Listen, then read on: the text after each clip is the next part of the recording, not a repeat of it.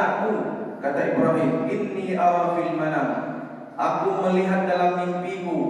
inni azbahuka, sesungguhnya aku menyembelihmu, fanzur sabirin, maka engkau akan mendapatiku di antara orang-orang yang bersabar. Kata berbahagia dari dua syiar Islam, dua syariat yang agung ini menyimpulkan beberapa pesan yang barangkali pesan ini harus kita resapi, harus kita renungkan. Yang pertama adalah dengan berbahagia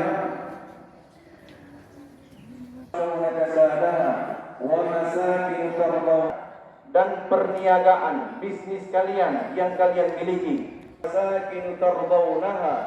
dan juga tempat tinggal atau rumah-rumah yang begitu engkau sayangi, lebih engkau ahabba ilaikum minallahi wa rasulihi wa jihadin fi